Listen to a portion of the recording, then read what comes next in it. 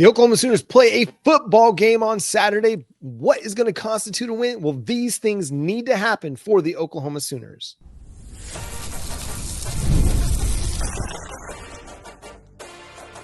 You are Locked On Sooners, your daily podcast on the Oklahoma Sooners. Part of the Locked On Podcast Network, your team every day.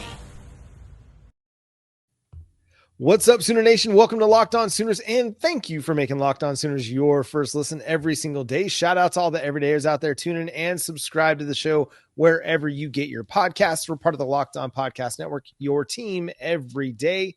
Today's episode is brought to you by Game Time. Download the Game Time app, create an account, and use code LOCKEDONCollege for $20 off your first purchase over at Game Time. He's Jay Smith of Unfair Sports. Go check out his channel covering college football and more Oklahoma Sooners content. I'm John Williams of Sooners Wire at USA Today Sports. You can read my work over there. On today's show, we're going to go through some SEC games and pick our winners for the weekend. We're also going to go through Friday fan feels, unpacking how you're feeling about the Oklahoma Sooners heading into the season. What's your expectation for Saturday? We'll go through all that, but we're going to talk our expectations from the jump, Jay. This is a game where Oklahoma is clearly the more talented team. It should be a lopsided victory. The score doesn't necessarily matter as much as how we get to the score. Is that right? Yeah, kinda, right? Illinois State dealt with some injuries last year.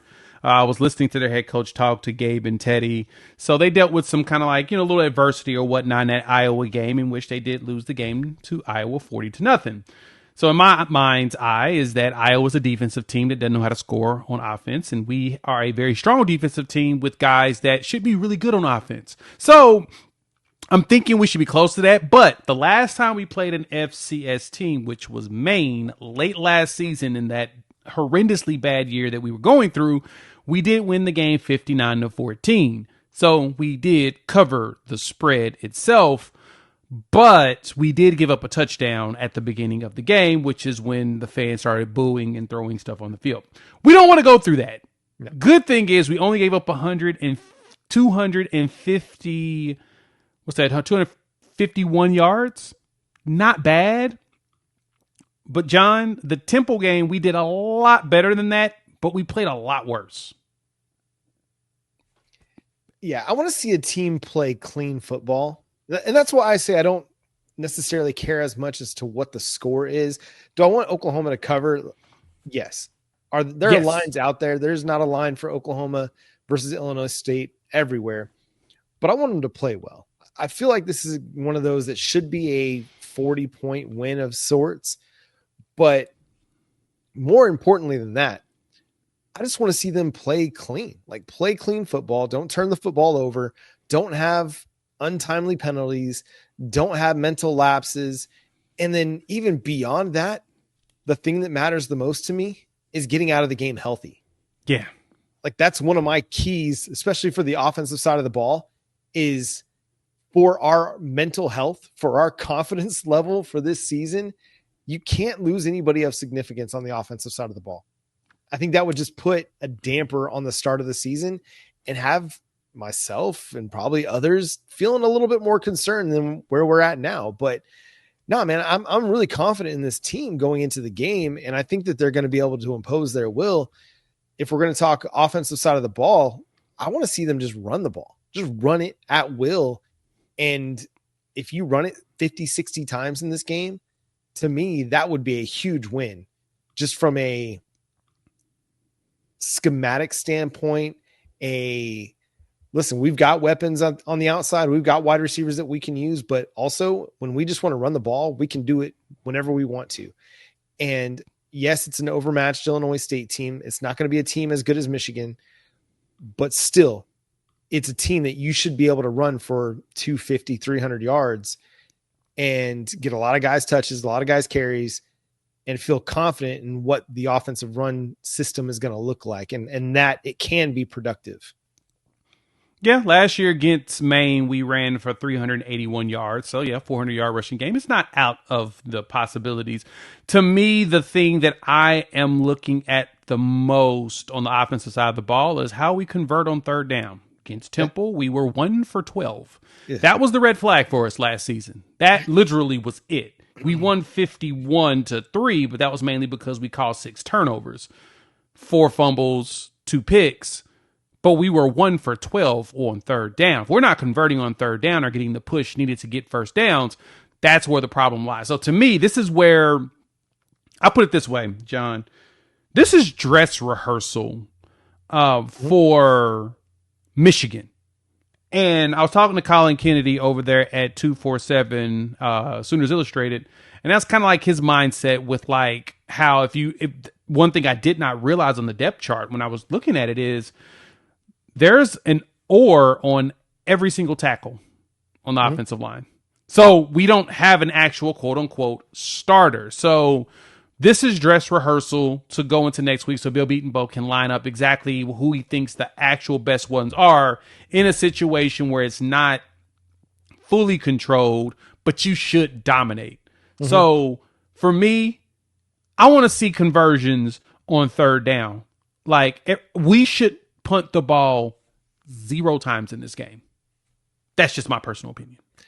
Or at least not until late in the second half, when you've maybe got Whit Neubauer in there leading the offense. No, I think Whit Neubauer, he played at Mercer and he did really good against Alabama. Now Whit should be able to should lead you to a couple of scoring drives too. The kid can drop some dimes. I'm just throwing a little bit of grace that way, but you're nicer than me. It's one of those games where it's more about you want to see the personnel perform. You want to see how they react in a game situation. I think you're right on point there. The offensive tackle situation being as unsettled as it is in a good way, it's guys pushing guys. It's not, hey, we have no answer. We have no option. So we're going to try and find the best of a bad situation. No, we're looking for the best of a good situation. So I think that's kind of the key thing that I'll be watching is definitely the offensive tackle play. Defensively, it's just picking up where you left off last year. It's showing improvement at cornerback. It's showing some stability at cornerback. Maine was able to make some things happen in the passing game. Yep. Can you shut down an experienced quarterback that Illinois State's bringing to the table? Like that's where a lot of this is going to come from. If you're able to slow down their passing attack and keep a established veteran quarterback from being able to create big plays against you, I'll feel really encouraged because again, you have a better defense than they have an offense. You should be able to control the tempo and dictate what happens out there. If you can prevent some big plays, I think it'll be an encouraging sign because you're going to be very vanilla in this game. They're not going to be showing a lot of exotic stuff. Can you win when you're vanilla? Got to. You should be able to in this game too, right? I know that Illinois State brings the house consistently. They have tendencies of rushing hard and giving you a zero blitz, right? A cover zero, which means that no one's in the back. It's all man to man, and they're just going to send everybody at the house. Yeah. So the question is going to be John Mateer's ability to decipher that, be prepared for it. The running backs catching up on the blitzes, give them just enough time to launch it deep and let the wide receivers go do their thing. There is going to be a speed difference, so we should be fine there. The starting quarterback, Tommy Rittenhouse, was 10 for 20, 119, 0 touchdowns, a pick, and 4 times sack against Iowa last year. I expect a similar performance, even though last year he finished with 2,800 yards and 17 touchdowns, 66% completion percentage. He improved himself as the season continued. That was his first year starting, so he is a returning starter. To me, that's going to be the guy to really keep your eyes on is just how well he's able to produce for them. They had a 1,000-yard rusher last year in Winkers, right? So our defense is going to, of course, probably have our hands full or whatnot. But Iowa kept them bottled up, 3 carries, 36 yards. So what we're going to need to do is be able to handle an experienced running back and quarterback. And I think we should be fine. I'm really curious, though, defensively, is how many sacks do you think we get, John? How many sacks do you expect? I'm going to get 7.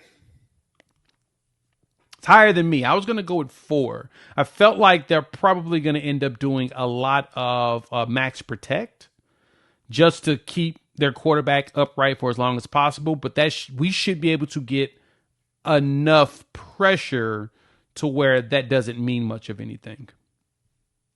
How many total touchdowns did John Mateer have?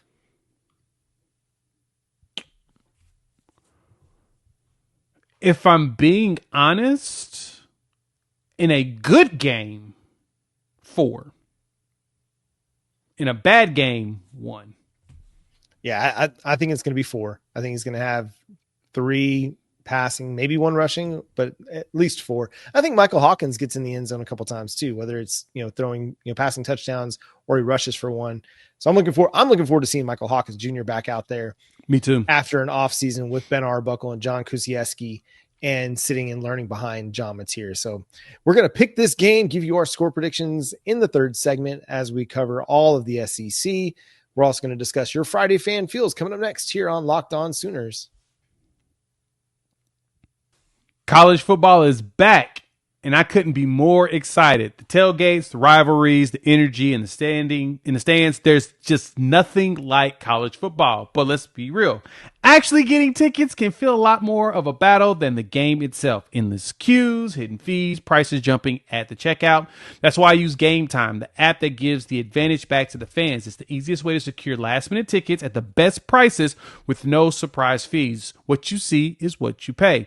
I always leverage Game Time, especially like for a game coming up like Michigan. Be able to leverage that one for Oklahoma, Michigan. You know that right before kickoff, someone's not going to be able to make the game, and they're going to put it on there for sale. Game Time is the opportunity to get the best prices possible. That's made it super simple. I can even see the exact view from my seat before buying. I did that at a road game last year, and it was awesome. So make sure you check them out. Take the guesswork out of buying college football tickets with Game Time. Download the Game Time app, create an account, and use the code LOCKEDON for $20 off your first purchase. Terms apply. Again, that's promo code LOCKEDONCOLLEGE for $20 off. Swipe, tap, ticket, go. Download Game Time today. Once again, thanks for making Locked On Sooners your first listen every single day. Shout out to all the everydayers out there. Tune in and subscribe to the show wherever you get your podcasts. We're part of the Locked On Podcast Network, your team every day. And we have an important request. Locked On wants to hear from you. We've put together a survey to learn more about our listeners and make your favorite podcast even better. This is your chance to tell us what you like, what you don't, and answer questions about our advertising. Go to lockedonpodcasts.com/survey to get started. Everyone who completes a survey will be entered for a chance to win one of 10 $100 Amazon gift cards. Again, that's lockedonpodcasts.com/survey. You can also find the link in the show notes. Thanks for helping us out here on the Locked On Network. Jay, the Oklahoma Sooners, they play Illinois State on Saturday. I think a lot of Oklahoma fans are feeling confident about this team heading into the season. But we got to see it. There's a lot of people that still want to take a wait and see approach. Not necessarily going to learn a whole lot about the team this week, but it'll give us a little bit of an indication of what this team is going to be all about.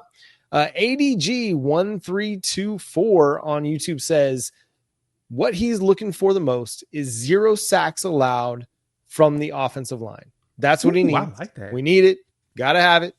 0 sacks allowed from the offensive line. Now, I will say this, and just real quickly, Jay. Go ahead. Not all sacks are on the offensive line. I think we saw this last year. Sometimes the protection's good enough. Your quarterback has to make a decision with the ball. There, go. Yeah, I was going to say, for me, sacks really are a quarterback stat. Get rid of the ball. Yes. There's typically plays that are designed for you to get rid of it very quickly. Just get rid of that thing. And if you anticipate that the rush is going to be that tough, you read it right, you should be able to get rid of it. At least throw it away in the proper situation. In a lot of situations, you see the quarterback hold the ball a long time, try to wait it out, try to let the play develop more. If you don't feel it, if you feel like there's too much, get rid of that thing. It's okay. Nothing wrong with that. And to me, yes, I am here with that. A lot of the times when sacks happen is usually because the quarterback don't want to throw it. I don't think we'll have that problem with John Mateer and Ben Arbuckle this year. Or because the quarterback's not seeing what's coming and not adjusting his protection or the route concepts to either take advantage of the blitz or to account for the blitz. Quarterbacks have way more control over pressure and sack totals than people want to give them credit for. All right. I'm guessing Sergeant JC Duck is saying, I'm feeling like this team is about to turn some heads and take the SEC. A lot more teams have lost a lot of talent, and OU rebuilt our offense for it. Went on to say he loves what Brent Venables is building. Yeah, Sergeant Duck, spot on there. And we're actually hearing other people say the same thing. An opposing coach, I talked about it on yesterday's show, opposing coach that faced John Mateer said, hey, they don't know. The SEC doesn't really know what's coming. They think they know. He's going to walk in there and be a game changer. And I am on that exact same narcotic as all of them. And because I see it, you can see it in just the way he carries himself, the way that everyone has gravitated to him, the way everyone's talking about it, how everyone's talking about things are night and day. Like, I know somebody that has a good connection within the organization, and it was like, yeah, the practices are nothing like they were last year. You're seeing the offense actually win practices, and that's what they were not doing last year. We're hearing about, I hate to pile on it, but our former quarterback, all we're hearing about in Auburn practices is, he don't get rid of the ball. That's kind of the thing we dealt with last year. And all you hear about is confidence and building confidence. I was listening to Bussin' with the Boys. That's who it was. And they were talking about how if the coach is going to constantly talk about confidence, Baylor may put that dude in the blender because Dave Aranda's a really good coordinator. We'll talk about that. Good defensive mind. But anyway, Oklahoma should be able to turn heads this year by a lot of teams underestimating them. Yeah, this is going to be a team that's much better than what people want to give it credit for. Too many people are looking at the 2024 season and trying to somehow attribute that offense to what's going to happen this year, which is ludicrous. That is the biggest aberration of the data as any we've seen at Oklahoma. The worst offense since 1998. Mm-hmm. That doesn't happen at Oklahoma. Yeah. So even when Brent Venables first came here, we turned it around, right? Well, and I look at that. So was it the 2006 season with Paul Thompson at quarterback? He took over for Rhett Bomar, and that offense wasn't like elite by any stretch of the imagination, but it was good enough, right? They were able to make enough plays to go win the Big 12, beat Nebraska. They had Mark Clayton. It was good enough. This offense has a chance to be significantly better than that. And people still want to try to tell me that Oklahoma is not going to win more than 6 games. Like, it's going to be much better than it was last year. And the defense is going to be as good as it was. So I don't understand how people are still not quite buying Oklahoma, except they're just a bunch of haters. Anyway, this one is kind of a good piggyback off of that. It's if Oklahoma's offense is around 80 to 90% better, look out. We're going a long way for sure. That comes from Dennis Harrison, 8250. And that's all we need to get to. I mean, we even talked about how if the offense is 50% better, which would put them middle of the pack in the country, we should win 9 games. Yeah. Like, a lot of teams have lost a good chunk of players, and they've replaced a lot of bodies, and we've got to see if those bodies are going to gel. Same thing with Oklahoma, but the good thing is Oklahoma's coming from the bottom with their gelling. So the question about us isn't, will Oklahoma be able to maintain a top 20 offense like some of these other teams? It's can Oklahoma's offense just be better than last year? And truth be told, the biggest question was, will we have a quarterback that will just throw the ball? I think we're at the point now where we have that. We're very confident in that part. And I don't think a lot of fans understand, and even opposing fans understand that. That's literally the one thing that we were wondering about is, can we install an offense where the quarterbacks feel comfortable with getting rid of the ball quickly and wide receivers feel comfortable running the routes? I think we are at that point now. And if we do that, then here we go. We should be a 9-win team. Literally, 9 wins are right there on the schedule if you just walk out there, throw the ball. It's one of those things that this team doesn't have to have a great offense to go win games. It just has to have a offense that can take advantage of a 1st and goal at the 5. Right. It's an offense that can, take advantage of a turnover that puts them on the other team's side of the 50. that's what it's going to take. And I think this is an offense that's going to be not just good enough, but it's going to be good. If we had an offense that was just good enough last year, we're an 8-win team. I truly believe that. But we didn't. We had an offense that was bad. And so I'm pretty confident in saying that this is going to be an offense that's actually pretty good. You keep talking about, getting rid of the football. And I think, man, we don't talk enough about that sometimes. And Pro Football Focus puts together a stat that's like passing concepts and things like that. Time in the pocket, all that jazz.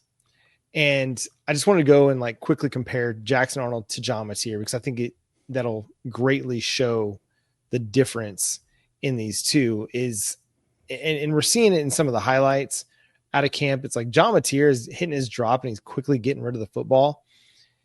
And I just felt like that was the thing that was keeping Jackson Arnold from being able to ascend or at least display the talent that he had, is that he just wouldn't get rid of the football.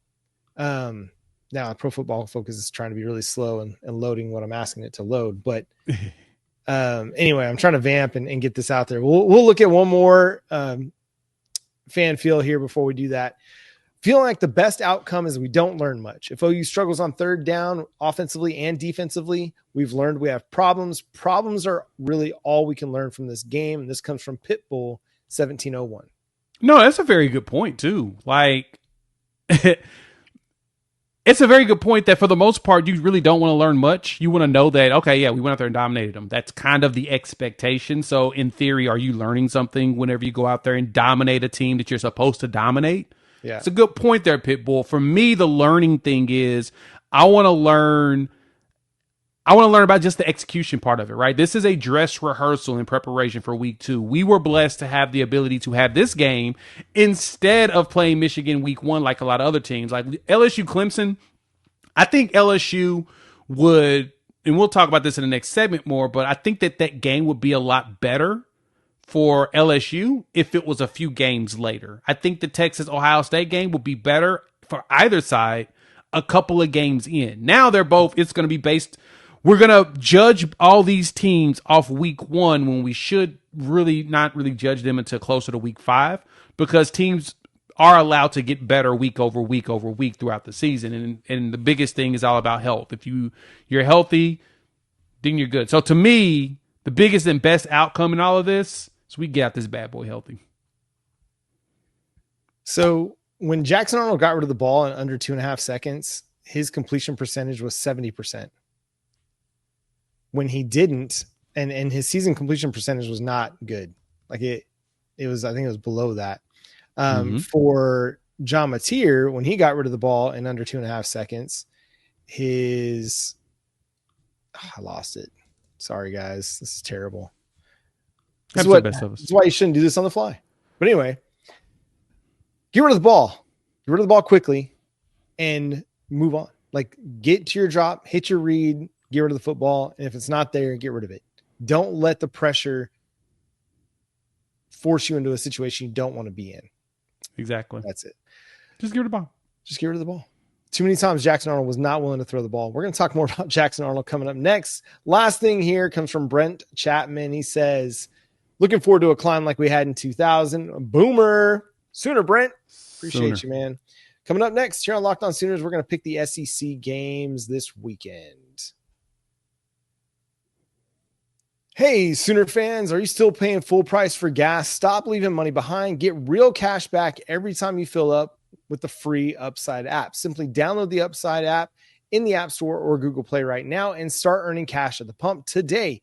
Use my limited time promo code football and get an extra 25 cents back per gallon on your first fill up. You can make up to $300 a year just from buying the gas you already needed. At first, I thought it was too good to be true, but it's totally legit. Real people are getting paid just to make their daily commutes, and you can too. Plus, you can cash out anytime to your bank account, PayPal, or any e-gift card for Amazon and other brands. Don't let this offer drive on by. Download the free Upside app now using our limited time promo code football for a limited time 25 cent per gallon bonus. That's promo code football Offers vary by user and location. Go to upside.com for terms and conditions at upside.com.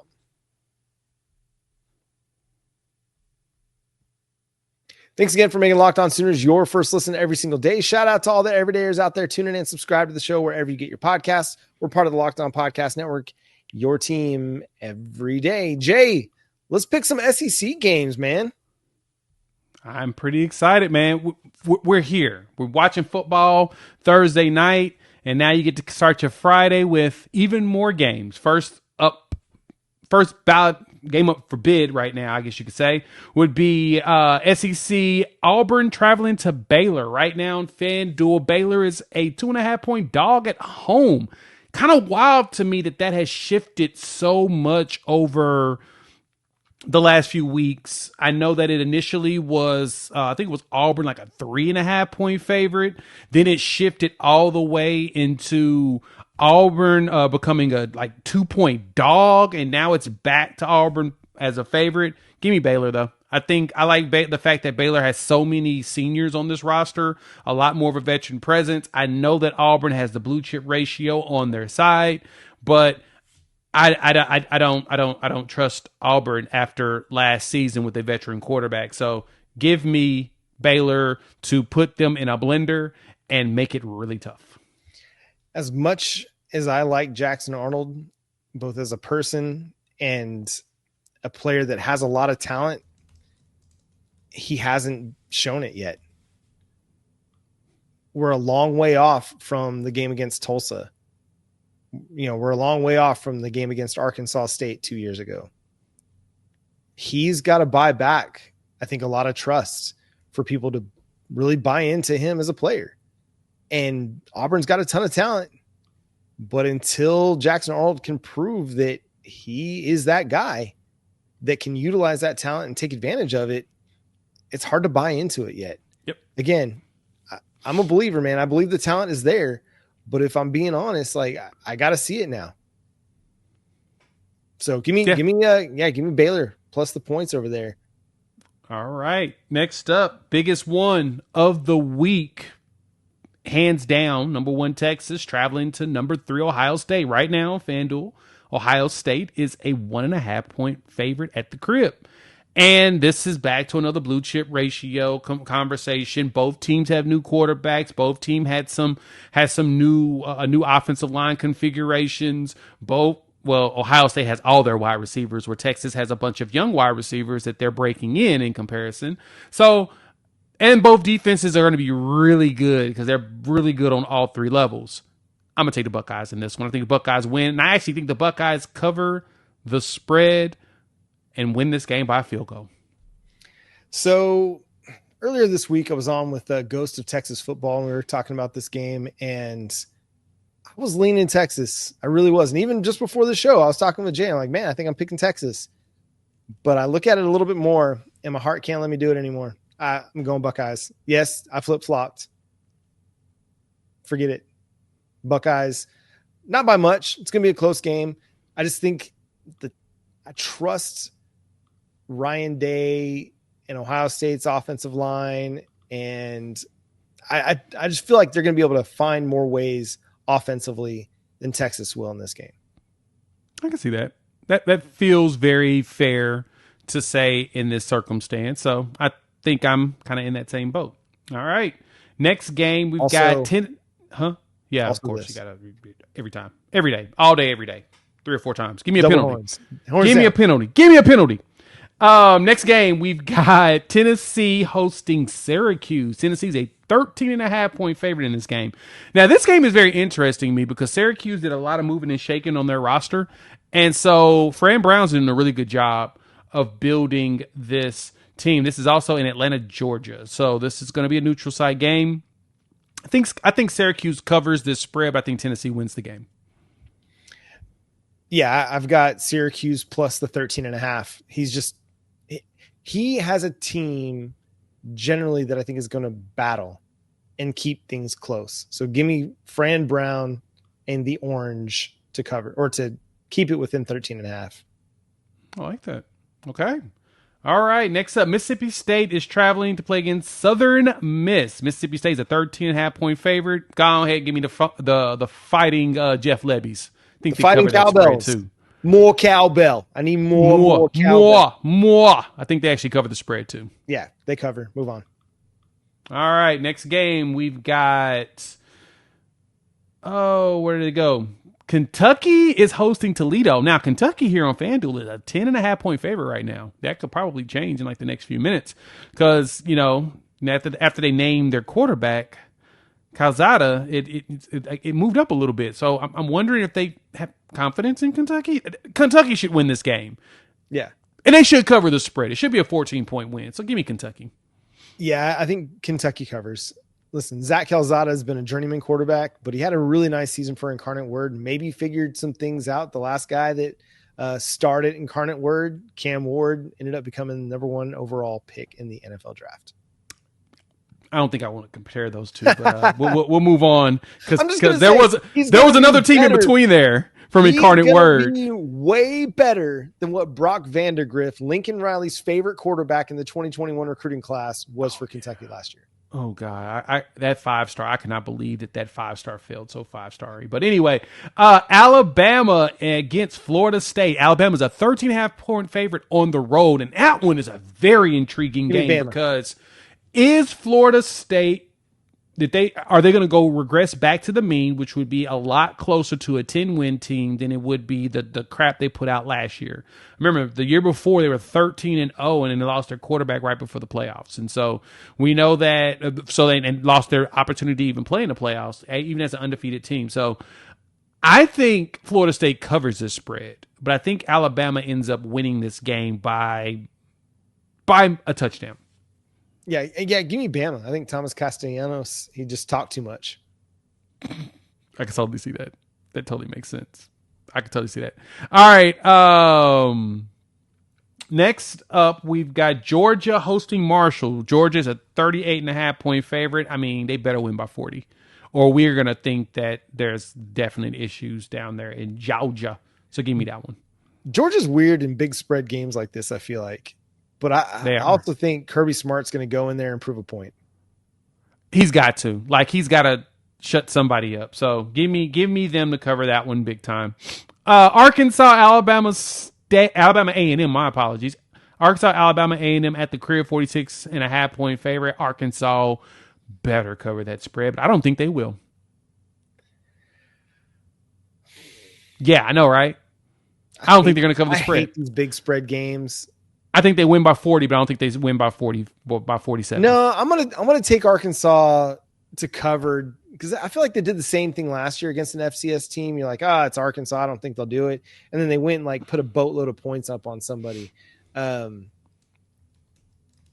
and I just think Taylor Green's pretty good, and he has big games against really bad competition, but doesn't necessarily perform against good competition.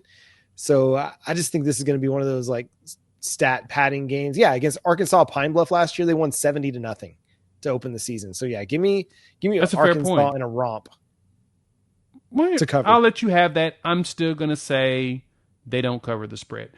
Oklahoma, Illinois State. Oklahoma's a 36.5-point favorite now on FanDuel. Oklahoma better cover the spread.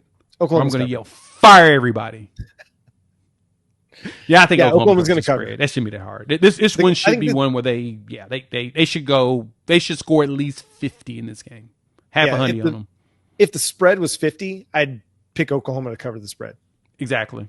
Hang half a hundred on them. Vanderbilt, Charleston State. Vandy's a 38.5-point favorite.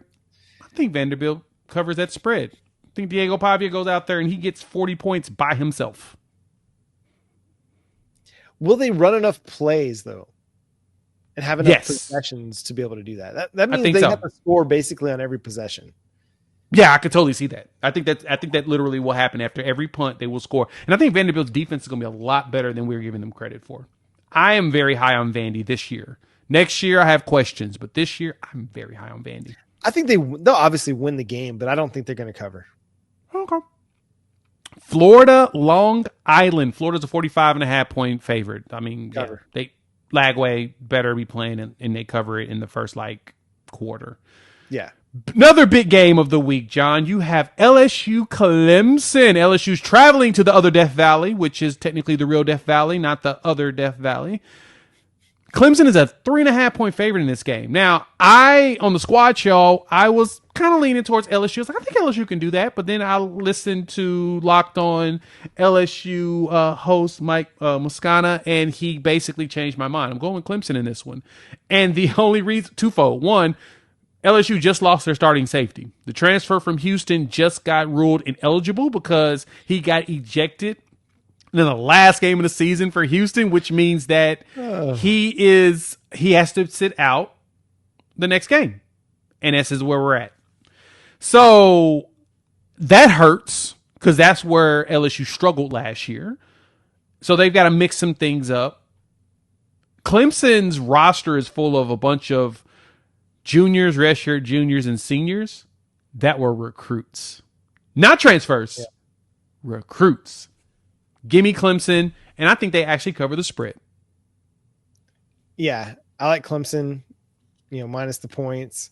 They made an upgrade at defensive coordinator when they hired Tom Allen from Penn State.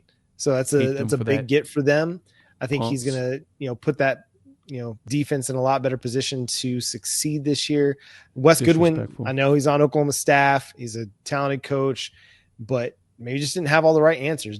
Couldn't push all the right buttons. Tom Allen, I think, is going to give me Clemson minus 3.5. All right. From there, you have Ole Miss, Georgia State. Ole Miss, 34.5-point favorites. Ole Miss covers that spread. Yeah. You're thinking about this? Yeah. Oh, okay.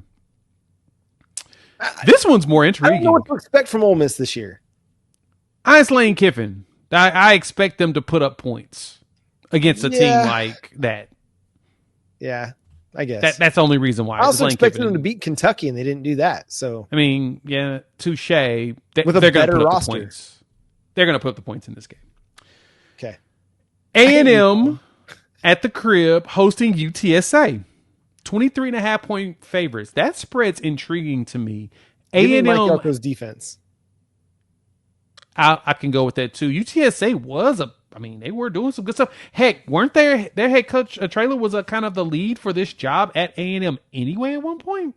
Yeah. Kind of funny that how things work out, right? So give me, I think A&M covers this spread. I think the running game just runs it down the throat nonstop.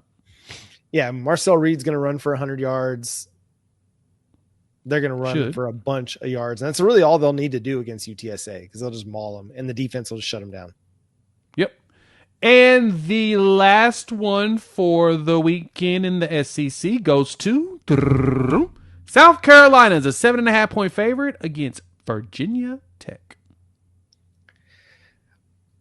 I'm going to go with the Hokies to cover. The Hokies plus 7.5. That is for my grandpa, the VPI alum, graduated from the Corps of Cadets. So, Grandpa, rest in peace. Picking the Hokies for you. Well, I'm sorry, Grandpa. I definitely can't do that because Vitek lost a whole bunch of starters to the transfer portal. That tells me everything I need to know. This team is kind of falling apart. That coach is getting fired. Give me South Carolina to cover that spread, but I got to make it a statement game. Sorry, Grandpa. Yeah. All right, Pete. Love you. Yeah. Yeah. No, hey, and that's going to do it. I hope you all enjoy the picks. Hey, who do you think is going to put up the most yards for Oklahoma this week? Not John Mateer, like wide receiver, running back. Who's putting up the most yards? Tory Blaylock. I think he gets 100 yards. Okay. Who gets the first sack of the season? Jayden Jackson. Oh, that's what I was going to say. Does Oklahoma get more than 2.5 interceptions? No, under. Okay. Robert Spears Jennings, does he have a fumble forced? No, I don't think he plays. Really? Yeah, I don't think he plays. Why? Well, I mean, he was dealing with a little bit of an injury deal before, and he's not listed as the starting safety right now, so I don't think they're going to play him. He's the co-starter with Michael Boganowski. I don't think they're going to play him. Okay. Well, fair enough. Keep three safe for Michigan. Yeah. Follow me. Unleash Baba Yaga on the old Redbirds. But that's going to do it for today's episode of Locked On Sooners. Thanks so much for tuning in, being a part of the show. Subscribe to the show wherever you get your podcasts. We're part of the Locked On Podcast Network, your team every day. Follow Jay at Unfair Sports. Go check out his channel, Unfair Sports, over on YouTube. You can follow me at John9Williams and read my work covering the Sooners over at SoonersWire.com. The show is at Locked On Sooners on all of your favorite social media platforms. But until next time, he's Jay. I'm John. Boomer Sooner. Sooner. Oh, sorry. He just stole it from me. It's okay. Go ahead. We're good. Go ahead. Go to bed. Boomer. Sooner. John needs a nap for work.